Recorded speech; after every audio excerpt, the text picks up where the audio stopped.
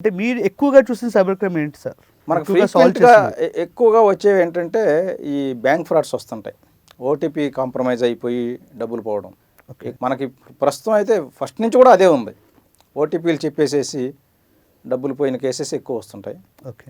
ఆ తర్వాత సోషల్ మీడియాలో ఎక్కువ women harassment, fake profiles create చేయటం, అట్లా హెరాస్మెంట్ చేస్తున్నారని చెప్పేసి.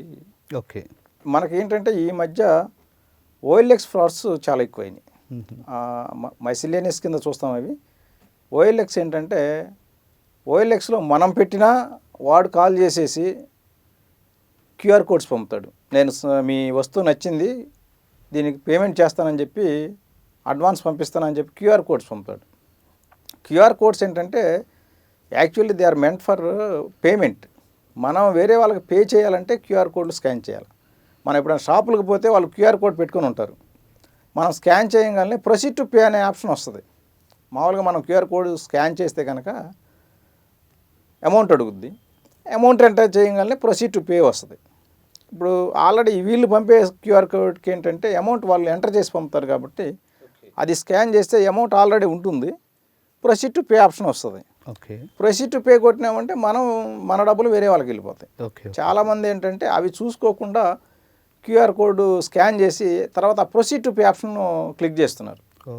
మనకి ఇందులో ఏంటంటే ఒక సెకండ్ తొందరపాటుతనం ఏంటంటే లక్షల రూపాయలు పోయే అవకాశం ఉంది. అందుకని చెప్పి క్లిక్ చేయడం చాలా ఈజీ. పొరపాటును క్లిక్ చేసినా కూడా డబ్బులు వెళ్ళిపోతాయి. కాబట్టి క్లిక్ చేసే ముందు థింక్ చేయాలి. థింక్ చేసి ఇది సరైన ఇదా కాదా, మనం ప్రాపర్ వేలో పోతున్నామా లేదా, ఈ క్లిక్ చేయటం వల్ల డబ్బులు మనకు వస్తాయా రావా ఆలోచించాలి. ప్రొసీడ్ టు పే అంటే దాని మీనింగే మనం వేరే వాళ్ళకి డబ్బులు కడతామని. మరి దాని మీద క్లిక్ చేస్తే మనకు డబ్బులు ఎలా వస్తాయి? మన డబ్బులు వెళ్ళిపోతాయి ఆటోమేటిక్గా.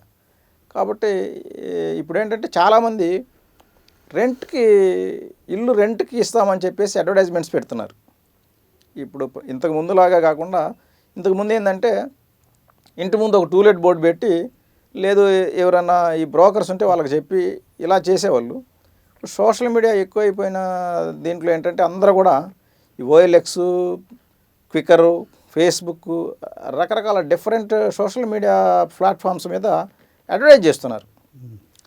We have this flat for rent అని చెప్పి రెంట్ అమౌంట్, తర్వాత కొన్ని పిక్స్ కూడా అప్లోడ్ చేస్తున్నారు. ఇదేంటంటే ప్రతి వాడికి జెన్యున్ పర్సన్స్తో పాటు క్రిమినల్స్ కూడా చూసుకునే అవకాశం ఉంది. కాబట్టి జెన్యున్ పర్సన్స్ కాల్ చేస్తారు, వాళ్ళతో పాటు ఈ ఫ్రాడ్స్టర్స్ కూడా కాల్ చేస్తారు.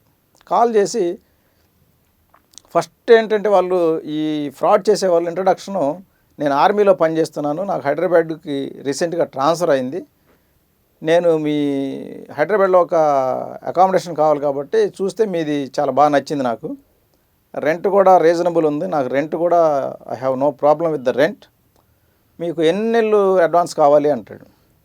వీళ్ళు ఒక 2 months అడ్వాన్స్ అంటే, సరే మీరు 20,000 పెట్టినారు కదా, 40,000 మీకు రెంట్ అడ్వాన్స్ పంపిస్తా, ఎందుకంటే నేను ఇప్పుడు హైదరాబాద్లో లేను, మళ్ళీ ఇప్పుడు అడ్వాన్స్ ఇవ్వకపోతే కనుక వేరే వాళ్ళు దీన్ని అడ్వాన్స్ ఇచ్చి ఆక్యుపై చేసుకుంటారు, కాబట్టి నా కోసం ప్రిజర్వ్ చేయండి, నేను ముందు అడ్వాన్స్ ఇచ్చేస్తా అని చెప్పేసి ఈ క్యూఆర్ కోడ్ పంపుతాడు.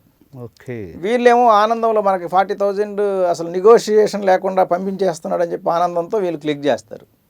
క్లిక్ చేస్తే ఆ ప్రొసీడ్ టు పే వస్తుంది. ప్రొసీడ్ టు పే వచ్చినప్పుడు కొంతమంది డౌట్ వస్తుంది. వాడేం చెప్తాడంటే, నేను పంపించిన క్యూఆర్ కోడ్ కదా, నేను పంపించింది కాబట్టి ప్రొసీడ్ టు పే అంటే నేను ప్రొసీడ్ టు పే అని అర్థం దానికి, కాబట్టి మీరు క్లిక్ చేయండి, ఏం కాదు, మీకు డబ్బులు వచ్చేస్తాయి అంటాడు. ఆ ప్రొసీడ్ టు పే కొట్టగానే డబ్బులు వెళ్ళిపోతాయి. దేవుడా. 40,000 వెళ్ళిపోయిన తర్వాత ఇదేంది ఇట్లా అయిందంటే, లేదు ఇది టెక్నికల్ ఎర్రర్ అయ్యింది, నేను మళ్ళీ అవి వాపస్ పంపిస్తున్నాను, మీరు మళ్ళీ ఒకసారి క్యూఆర్ కోడ్ స్కాన్ చేయండి అని చెప్పి 2 times 3 times QR code scan చేపిస్తారు. మోసపోయినా కూడా మళ్ళీ మోసం చేస్తున్నారు వాళ్ళని. ఇప్పుడు ఈ సైబర్ అఫెన్సెస్లు అన్నింటిలో ఇదే, మోసపోయామని తెలిసి కూడా మళ్ళీ మోసపోతూనే ఉంటారు. ఓకే. ఈ ఓటీపీస్ విషయం కూడా ఒక కేసులో ఒక 10 lakhs వరకు పోయింది అయింది. 60 times ఓటీపీస్ చెప్పినాడు. సీరియస్లీ? అంటే ఇప్పుడు ఒకసారి ఓటీపీ చెప్పిన వెంటనే మనకు మెసేజ్ వస్తుంది, నీ అకౌంట్లో నుంచి ఇంత డబ్బులు డిడక్ట్ అయినాయి అని. ఆ ఒక్కసారికే మనం అలర్ట్ అవ్వాలి, డబ్బులు పోతున్నాయి, ఇక మళ్ళీ ఓటీపీస్ చెప్పకూడదు అని. కానీ ఈయన 60 టైమ్స్ ఓటీపీస్ చెప్పడం వల్ల ఏంటంటే పదే పదే మోసపోయినాడు. ఈ సైబర్ క్రైమ్లో ఇదే రెప్యుటేషన్స్ ఉంటాయి.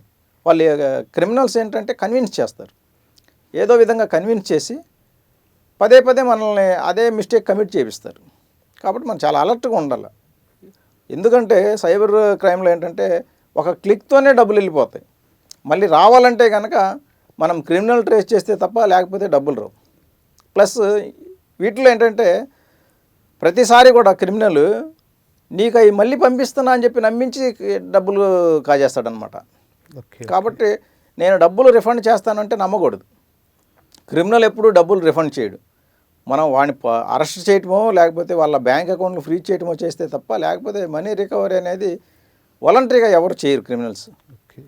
కాబట్టి మళ్ళీ పంపిస్తాను, నేను రిఫండ్ చేస్తున్నాను అనే మాటలు మాత్రం ఎట్టి పరిస్థితుల్లో నమ్మకూడదు.